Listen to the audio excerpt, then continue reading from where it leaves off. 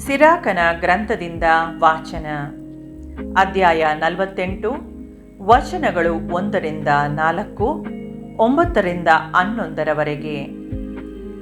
ಆಮೇಲೆ ಪ್ರವಾದಿ ಎಲೀಯನೆಂದು ಬೆಂಕಿಯಂತೆ, ಉರಿಯುತ್ತವನ ನುಡಿ ಪಂಜಿನಂತೆ, ಕ್ಷಾಮವನ್ನು ಬರಮಾಡಿದನಿವನು ಜನರ ಮೇಲೆ, ಅವರನ್ನು ಕುಂದಿಸಿದನು ತನ್ನ ರೋಷದಿಂದಲೇ. ಆಕಾಶವನ್ನೇ ಮುಚ್ಚಿಬಿಟ್ಟನು ಸರ್ವೇಶ್ವರನ ಹೆಸರಿನಲ್ಲಿ. ಬೆಂಕಿ ಇಳಿಯುವಂತೆ ಮಾಡಿದನು 3 ಸಾರಿ. ಎಲೆ ಎಲೀಯನೇ, ಮಹತ್ಕಾರ್ಯಗಳಲ್ಲಿ ನೀನು ಎಷ್ಟು ಗಣವಂತನಾಗಿದ್ದೆ. ನಿನ್ನಂತೆ ಹೆಚ್ಚಳ ಪಡುವವರು ಯಾರಿದ್ದಾರೆ? ನೀ ಒಯ್ಯಲ್ಪಟ್ಟೆ ಬೆಂಕಿಯ ಬಿರುಗಾಳಿಯಲ್ಲಿ, ಅಗ್ನಿಮಯ ಕುದುರೆಗಳೆಳೆದ ರಥದಲ್ಲಿ.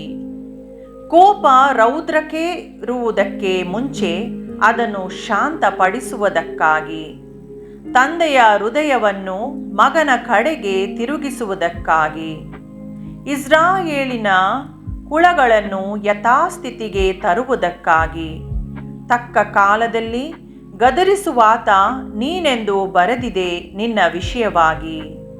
ನಿನ್ನನ್ನು ನೋಡುವವರು ಧನ್ಯರು, ಪ್ರೀತಿಯಿಂದ ನಿಧಾನರಾದವರು ಧನ್ಯರು, ಕಾರಣ ನಾವು ಸಹ ನಿಜವಾಗಿ ಜೀವಿಸುವೆವು. ಪ್ರಭುವಿನ ವಾಕ್ಯ. ದೇವರಿಗೆ ಕೃತಜ್ಞತೆ ಸಲ್ಲಲಿ. ಕೀರ್ತನೆ ಶ್ಲೋಕ. ಸರ್ವಶಕ್ತನಾದ ದೇವರೇ, ಉದ್ಧರಿಸೆಮ್ಮನು. ಬೆಳಗಲಿ ನಿನ್ನ ಮುಖಕಾಂತಿ ಪಡೆವೆವು ರಕ್ಷಣೆಯನ್ನು.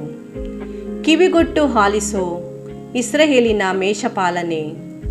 ವಿರಾಜಿಸು ಕೆರೂಬಿಯರ ಮಧ್ಯೆ ಆಸೀನನಾದವನೇ. ತೋರ್ಪಡಿಸು ನಿನ್ನ ಶೌರ್ಯವನ್ನು, ಬಂದು ಜಯಪ್ರದನಾಗು ನಮಗೆ. ಶ್ಲೋಕ. ಸರ್ವಶಕ್ತನಾದ ದೇವನೇ, ಉದ್ಧರಿಸೆಮ್ಮನು. ಬೆಳಗಲಿ ನಿನ್ನ ಮುಖಕಾಂತಿ ಪಡೆವೆವು ರಕ್ಷಣೆಯನ್ನು. ಸರ್ವಶಕ್ತನಾದ ದೇವ, ಮರಳಿ ಮುಖ ತೋರಿಸು. ಪರದಿಂದೀಕ್ಷಿಸಿ ಆ ದ್ರಾಕ್ಷಾಲತೆಯನ್ನು ಪರಾಮರಿಸು. ಕಾಪಾಡು ನಿನ್ನ ಬಲಗೈ ನೆಟ್ಟು ಸಾಕಿದ ಸಸಿಯನ್ನು. ಕಾದಿರಿಸು ನಿನಗೆಂದೇ ನೀ ಬೆಳೆಸಿದ ಬಳ್ಳಿಯನ್ನು. ಶ್ಲೋಕ.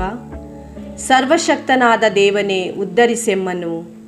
ಬೆಳಗಲಿ ನಿನ್ನ ಮುಖಕಾಂತಿ ಪಡೆವೆವು ರಕ್ಷಣೆಯನ್ನು. ಕೈ ಹಿಡಿದು ಕಾಪಾಡು ನಿನ್ನ ಬಲಗೈ ಉದ್ಧರಿಸಿದ ಪುರುಷನನ್ನು. ನಿನಗೆಂದೇ ನೀ ಸಾಕಿ ಬೆಳೆಸಿದ ವರಪುತ್ರನನ್ನು. ಆಗ ಬಿಟ್ಟಗಲುವುದಿಲ್ಲ ನಾವೆಂದಿಗೂ ನಿನ್ನನ್ನು. ಪುನರ್ಜೀವಗೊಳಿಸು ಮಾಳ್ಪೆವು ನಿನ್ನ ನಾಮಸ್ಮರಣೆಯನ್ನು. ಶ್ಲೋಕ. ಸರ್ವಶಕ್ತನಾದ ದೇವನೇ, ಉದ್ಧರಿಸೆಮ್ಮನು. ಬೆಳಗಲಿ ನಿನ್ನ ಮುಖಕಾಂತಿ ಪಡೆವೆವು ರಕ್ಷಣೆಯನ್ನು. ಘೋಷಣೆ. Hallelujah, hallelujah. ಸರ್ವೇಶ್ವರ ಸ್ವಾಮಿ ಬರುತಿಹರು, ಅವರನ್ನು ಸ್ವೀಕರಿಸಲು ಸಿದ್ಧರಾಗಿರಿ. ಅವರ ಆರಂಭವು ಮಹತ್ತರವಾದದ್ದು ಮತ್ತು ಅವರ ರಾಜ್ಯಭಾರವು ಅಂತ್ಯವಿಲ್ಲದ್ದು. ಹಲ್ಲೇಲೂಯಾ. ಸಂತ ಮತ್ತಾಯರು ಬರೆದ ಪವಿತ್ರ ಶುಭ ಸಂದೇಶದಿಂದ ವಾಚನ. ಅಧ್ಯಾಯ 17, ವಚನಗಳು 10-13. ಆ ಕಾಲದಲ್ಲಿ ಬೆಟ್ಟದಿಂದ ಇಳಿದು ಬರುವಾಗ ಶಿಷ್ಯರು, ಎಲೀಯನೇ ಮೊದಲು ಬರಬೇಕಾಗಿದೆ ಎಂದು ಶಾಸ್ತ್ರಜ್ಞರು ಹೇಳುತ್ತಾರಲ್ಲ, ಅದು ಹೇಗೆ ಎಂದು ಯೇಸುವನ್ನು ಕೇಳಿದರು. ಅದಕ್ಕೆ ಪ್ರತ್ಯುತ್ತರವಾಗಿ ಯೇಸು, ಎಲೀಯನು ಬಂದು ಎಲ್ಲವನ್ನೂ ಸಜ್ಜುಗೊಳಿಸುವನು ಎಂಬುದು ನಿಜ.